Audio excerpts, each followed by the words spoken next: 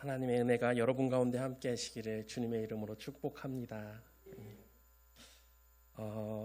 요즘 아이들이 보는 애니메이션을 보면은 되게 교육용 프로그램을 보면은 되게 그 아이들이 그 시대적인 부분으로 타임머신을 타고 순간 이동을 해서 직접 그 일을 경험하는 그런 애니메이션이 참 많이 있습니다.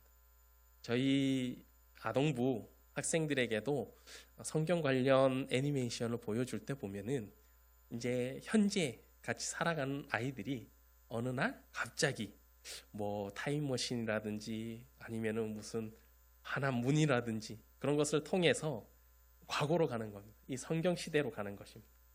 그래서 이 성경 시대로 딱 가서 그 현장에 참관하는 뭐 지나가는 사람 1이든지 2이든지 그런 상황에서 그 역사적으로 일어난 일들을 직접 경험하는 것을 주제로 하는 애니메이션들이 많이 있습니다. 보면은 뭐 예수님 시대도 갔다가 뭐 사울, 다윗, 바울, 아브라함 그렇게 해서 그 사람들이 그 시대에 어떻게 했는지 보고서는 다시 현실로 돌아오는 것. 만약에 여러분께서 진짜 그 시대, 예수님 시대로 갈 수 있다. 성경의 어느 곳을 직접 갈 수 있다라고 한다면은 어느 곳을 가보고 싶으십니까? 뭐 아무래도 당연하게 첫 번째는 예수님을 만나는 거 아니겠습니까? 예수님 시대에 딱 가서 예수님이 기적을 일으키시고 오병이어를 먹일 때 같이 가서 거기서 빵 하나 얻어먹고 그리고 예수님 십자가에 달리시는 그 현장에 가서 내가 직접 예수님께서 어떻게 십자가에 달리시는지 경험한다면 얼마나 참 의미가 있겠습니까? 의미만 있을 뿐만 아니라 얼마나 그 순간들이 기억에 남겠습니까?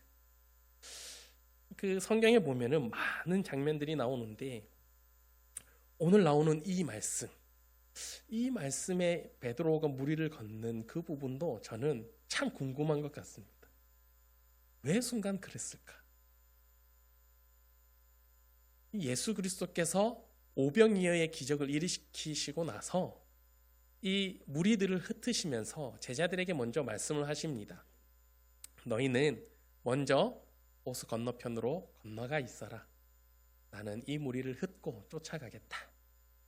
그리고 예수님께서 그 무리를 흩으시고 바로 쫓아가시는 게 아니라 산에 올라가 기도를 하십니다.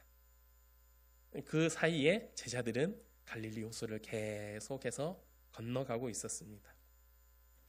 그런데 문제는 무엇이냐 하면은 제자들이 그 호수를 건너고 있는데 밤 사이에 풍랑이 일기 시작하는 겁니다.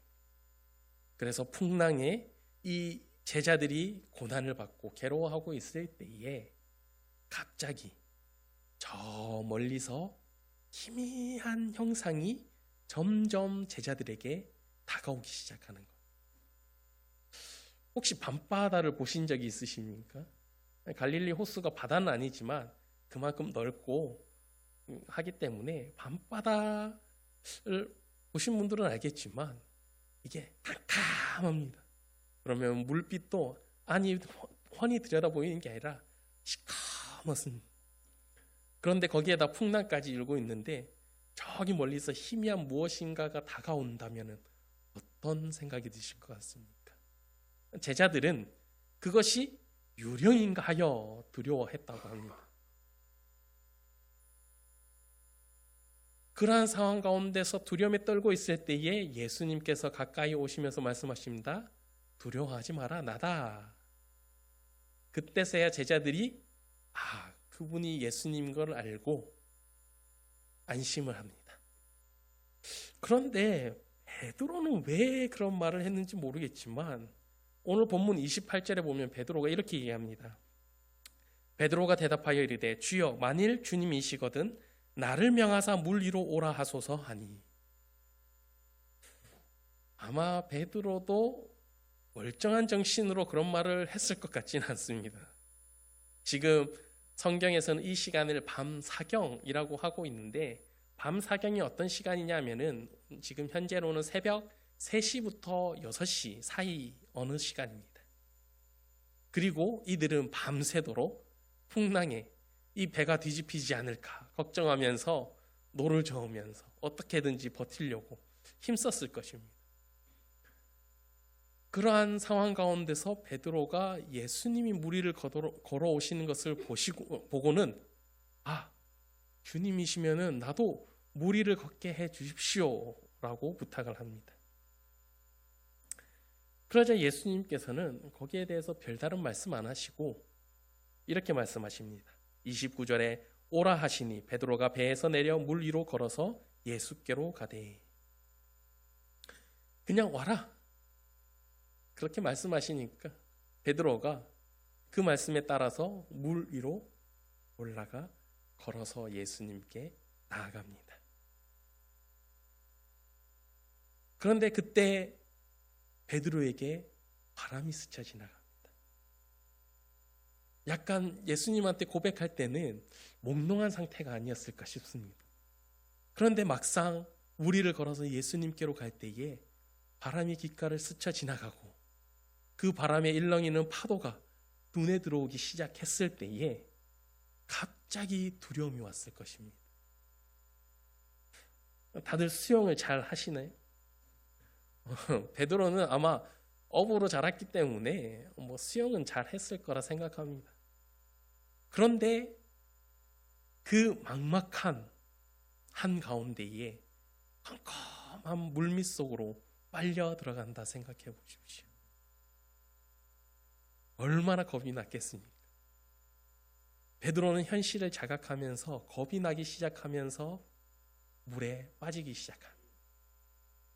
그러면서 뭐라고 외칩니까? 30절에 바람을 보고 무서워 빠져가는지라 소리질러 이르되 주여 나를 구원하소서 하니.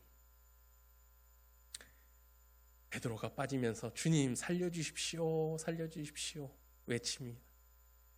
그러한 베드로를 예수님께서는 건지시고 같이 배 위로 올라가십니다.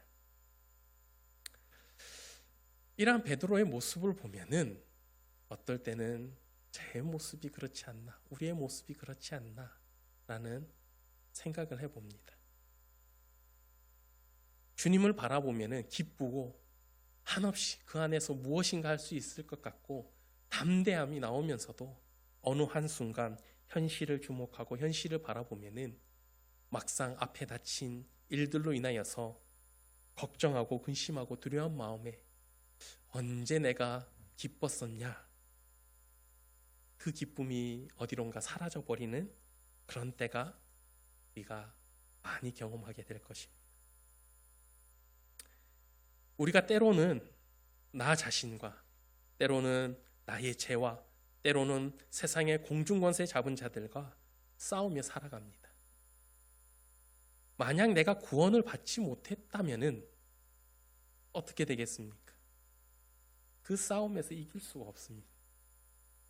아담과 하와가 마귀의 유혹에 넘어가서 죄의 종이 된 이후로부터는 우리는 죄에 질 수밖에 없는 존재였습니다. 그런데 예수 그리스도로 인하여서 기적이 일어납니다. 어떤 기적입니까? 예수 그리스도가 세상의 권세와 죽음의 권세를 이기심으로써 승리하심으로써 예수님을 믿는 자들에게도 동일한 승리를 주셨다라는 것입니다. 고린도전서 15장 57절을 이렇게 이야기합니다. 함께 읽어보시겠습니다. 우리 주 예수 그리스도로 말미암아 우리에게 승리를 주시는 하나님께 감사하노니. 뭐라고 말씀하십니까? 우리 주 예수 그리스도로 말미암아 우리에게 승리를 주셨다. 그러니까 결국 우리는 질 수밖에 없는 싸움이었음에도 불구하고 예수 그리스도 한 분으로 인하여서 완전 그 결과가 반대로 죄에 승리할 수 있는 자가 되었다라는 것입니다. 이게 얼마나 기쁘고 즐거운 일입니까? 내가 질 수밖에 없는 게임을 예수 그리스도가 이기게 하셨으니 기쁠 수밖에 없는 일입니다. 그럼에도 불구하고 안타까운 사실은 우리가 삶을 살아갈 때에 이 승리를 제대로 누리며 살아가지 못한다라는 것입니다.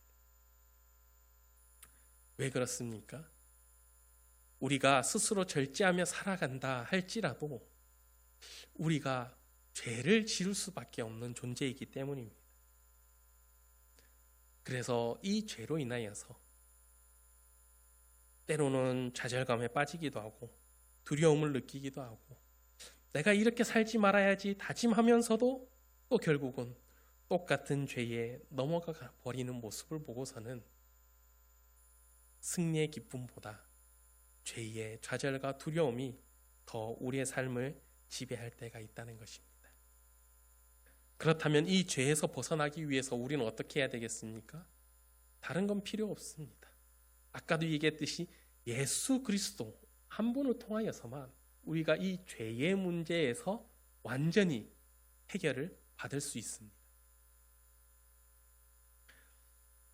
요한일서 5장 18절에 보면은 이렇게 말하고 있습니다. 하나님께로부터 난 자는 다 범죄하지 아니하는 줄을 우리가 아노라.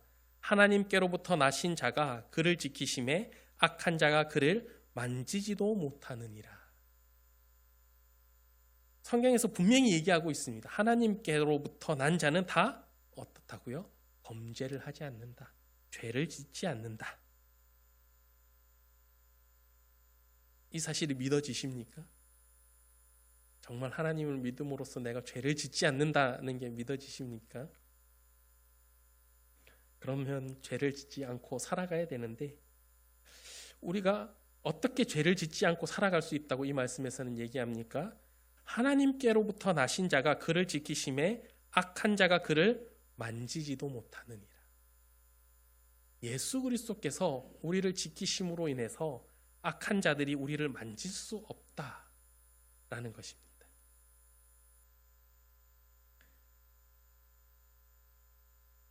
정말 이 말씀이 믿어지십니까? 혹은 이 말씀이 믿어지지 않은 분들도 있을 것입니다. 그런데 나는 왜 죄를 짓고 살아? 나는 왜 그런 거지? 우리가 이렇게 생각할 수 있는 이유는 우리가 그냥 믿고 가만히 있으면 주님께서 우리를 지켜주실 것이다 라고 오해를 하고 살아가기 때문입니다. 생각을 해보십시오. 아무리 죄를 짓는 것이 습관이 되어 있고 죄의 은밀한 유혹에 자주 넘어간다 할지라도 주위에 가족이나 교인이 같이 있다고 생각해 보십시오. 그러면은 그 가운데서 죄를 지을 수 있으시겠습니까? 그리스도인이 아니라 할지라도 세상 사람들이라 할지라도 누군가 보고 있으면은 마음껏 죄를 지을 수 있는 사람은 없습니다. 그렇다면은 우리가 예수님께서 자기 안에 거하시고 우리와 항상 함께 하시는 것을 믿는다고 한다면은 우리가 죄의 유혹에 빠질 수 있겠습니까? 우리가 사람의 눈을 의식해서 죄를 짓지 않아야지 하면서 실상 우리 안에 거하시면서 우리와 함께 하시면서 우리를 지켜보고 계신 주님이 계시는데 우리가 거기에서 죄의 유혹에 빠질 수가 있겠습니까? 그럴 수 없다는 것입니다. 그것이 예수님께서 우리를 지키고 계신다라는 말씀의 뜻이기도 합니다.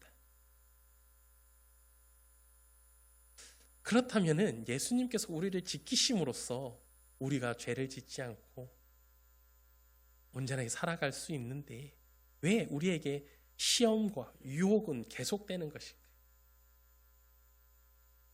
그것은 어떨 때는 이것이 우리의 상태가 어떠한지, 우리의 믿음의 상황이 어떠한지를 짐작해 볼 수 있게 하기 위해서입니다. 우리가 겪는 유혹과 시험은 때로는 우리가 정말 하나님의 은혜를 입고 변화된 삶을 살아가고 있는지를 확인하는 도구가 될 수도 있습니다. 창세기의 아브라함을 생각해 보십시오. 아브라함에게는 반복되는 시험들이 계속 주어졌습니다.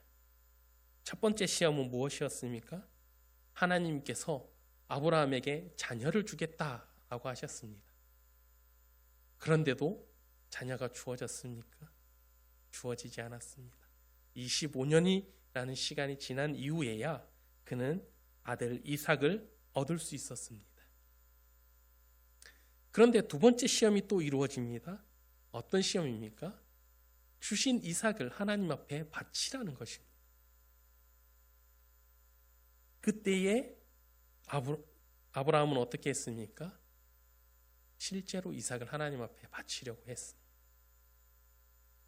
그래서 창세기 22장 12절에 이렇게 얘기합니다. 사자가 이르시되 그 아이에게 내 손을 대지 말라. 그에게 아무 일도 하지 말라. 내가 내 아들 내 독자까지도 내게 아끼지 아니하였으니 내가 이제야 내가 하나님을 경외하는 줄을 아노라. 내가 이제야 하나님을 경외하는 줄을 알았다라고 이야기하는데 이 뜻을 히브리서 11장에서는 이렇게 얘기합니다. 히브리서 11장 9절에 그가 하나님이 능히 이삭을 죽은 자 가운데서 다시 살리실 줄로 생각한지라 비옥컨대 그를 죽은 자 가운데서 도로 받은 것이니라. 다시 말해서 아브라함은 자신의 인생과 이삭의 목숨과 모든 것이 하나님께 있음을 신뢰했다라는 것입니다. 내가 죽든지 살든지 이삭이 죽든지 살든지 전적으로 하나님께 달려있다라는 그 믿음을 하나님을 경외하는 믿음이었다라고 성경은 이야기합니다. 그리고 이 시험을 통하여서 이 아브라함이 하나님을 바라보며 하나님 안에 거하고 있음을 확신한다라고 하나님께서 말씀해 주신 것입니다. 그렇기에 성경에서는 이렇게 얘기합니다. 야고보서 1장 2절 3절 말씀에 내 형제들아 너희가 여러 가지 시험을 당하거든 온전히 기쁘게 여기라. 이는 너희 믿음의 시련이 인내를 만들어내는 줄 너희가 알미라. 그렇기 때문에 우리가 죄의 유혹과 시험이 닥쳐올지라도 그것에 두려워 그것을 벌벌 떠는 것이 아니라 오히려 기쁘게 여겨라 라고 성경은 이야기하고 있습니다. 고린도후서 13장 5절에 이렇게 얘기합니다. 너희는 믿음 안에 있는가? 너희 자신을 시험하고 너희 자신을 확증하라. 예수 그리스도께서 너희 안에 계신 줄을 너희가 스스로 알지 못하느냐? 그렇지 않으면 너희는 버림받은 자니라. 사도 바울이 무엇이라고 얘기합니까? 너희가 믿음 안에 있는지 너희 자신을 시험해봐라. 그래서 너희가 믿음 안에 있음을 확실한 상태에 있어라. 그렇지 않으면 너희는 버림받은 자이다.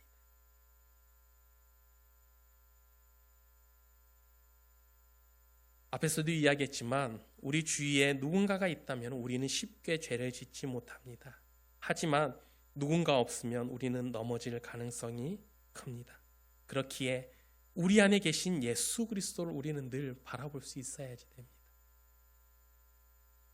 그렇기에 우리의 믿음은 예배 시간에만 나타나는 것이 아니라 예배 후의 삶 속에서 증명됩니다. 주일뿐만 아니라 월요일부터 시작되는 우리의 일상 속에서 믿음은 끊임없이 시험을 받습니다. 우리가 정말 하나님의 은혜로 변화된 사람인지 아닌지는 가정과 직장에서의 삶을 통해서 드러나는 것입니다. 우리가 일상생활에서 하나님을 바라보며 살아가려고 할 때 우리가 하나님 예수 그리스도를 바라보는 것을 방해하는 장애물들이 있습니다. 그것이 무엇이냐 하면은 우리 육신의 생각입니다. 사도 바울은 로마서에서 이렇게 얘기합니다. 로마서 7장 21절에서 23절에 그러므로 내가 한 법을 깨달았노니 곧 선을 행하기 원하는 나에게 악이 함께 있는 것이로다. 내 속사람으로는 하나님의 법을 즐거워하되 내 지체 속에서 한 다른 법이 내 마음의 법과 싸워 내 지체 속에 있는 죄의 법으로 나를 사로잡는 것을 보는도다. 이것이 모든 믿는 자들이 마주하는 영적인 법칙입니다. 우리 안에 선을 행하고자 원하는 내가 있습니다. 하지만 그 안에 또 무엇이 있습니까? 악이 함께하고 있습니다. 그래서 속사람이 하나님의 법을 즐거워하면서 선을 행하려고 하지만 또 다른 한편으로는 이 내 마음의 법과 싸워서 지체 속에 있는 죄의 법으로 나를 끌고 내려가려고 하는 또 다른 악이 있다라는 것입니다. 그렇기에 우리는 이 세상을 살아갈 때에 늘 준비되어 있어야지 됩니다. 우리가 선을 행하며 하나님의 뜻을 살고자 할 때는 이와 반대로 마귀는 우리의 마음에 그와 반대로 은혜와 멀어지게 하기 위하여서 끊임없이 방해하고 시도한다는 것을 우리는 미리 인지하고 그것을 맞서 싸워 그것에 지배당하지 않도록 노력해야 된다는 것입니다. 그것을 극복할 수 있도록 해주는 것이 다름 아닌 예수님의 십자가의 능력입니다. 우리가 이미 죄에 대하여서 죽은 자임을 깨닫고 죄가 우리를 주장하지 못하도록 날마다 우리의 마음과 삶을 하나님의 말씀과 성령의 인도하심으로 굳게 세워나가는 것입니다. 로마서 6장 10절 11절에 이렇게 얘기합니다. 그가 죽으심은 죄에 대하여 단번에 죽으심이요 그가 살아계심은 하나님께 대하여 살아계심이니 이와 같이 너희도 너희 자신을 죄에 대하여는 죽은 자요 그리스도 예수 안에서 하나님께 대하여는 살아있는 자로 여길지어다. 우리의 정욕과 탐욕에 휩쓸려 살았던 나는 이미 그리스도와 함께 십자가에 죽었습니다. 그리고 우리는 그리스도 예수 안에서 살아있는 사람입니다. 더 이상 죄의 지배를 받지 않는 존재입니다. 그렇기에 죄에 굴복할 필요도 없고 죄의 유혹이 올 때마다 옛사람이 이미 십자가에 죽었음을 선포하며 담대하게 나아가야지 됩니다. 하나님은 우리가 믿음 안에 있는지 시험하기 위해 반복해서 오는 시험들을 놔두십니다. 우리는 영적 실체를 확인하고 그 믿음 안에 있는지 우리의 믿음을 늘 되돌아보고 하나님을 바라보며 담대히 나아가야 될 것입니다. 한 수련회에서 한 청년이 펑펑 울면서 목사님께 질문을 했습니다. 목사님, 나는 회개도 계속했고 죽었다고 고백도 했지만 여전히 은밀한 죄를 이기지 못하고 있습니다. 왜 죄를 끊지 못하나 생각해 보았더니 여전히 제겐 죄가 즐겁습니다. 이제 저는 어떻게 해야 합니까? 이 목사님은 설교하는 중간에 당황했지만 형제에게 이렇게 얘기해 주었다고 합니다. 형제가 좌절감을 느끼는 것은 주님을 바라보기보다는 육신의 죄를 더 크게 보기 때문입니다. 형제의 마음을 뜨겁게 하고 안타깝게 하고 눈물을 흘리게 하고 공개적으로 죄를 고백하게 하는 마음의 중심의 역사는 누가 하시는 것입니까? 성령님께서 역사하는 것이 아니면 무엇이겠습니까? 형제는 죄가 즐겁다고 했지만 이미 죄가 주는 즐거움보다 죄가 주는 고통을 더 크게 느끼고 있습니다. 그렇기에 죄를 바라보지 마시고 함께 하시는 예수님을 바라보십시오. 우리에게 다가오는 죄가 무겁고 힘들고 크게만 느껴지지만 그 죄보다 크신 예수 그리스도께서 우리와 함께 하시기에 우리는 예수 그리스도만 바라보며 나아가면 된다라는 것입니다.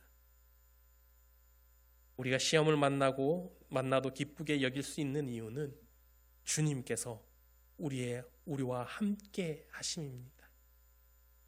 그 시련의 과정 속을 통해서 하나님은 우리에게 인내는 연단을 소망을 우리에게 주시고자 하십니다.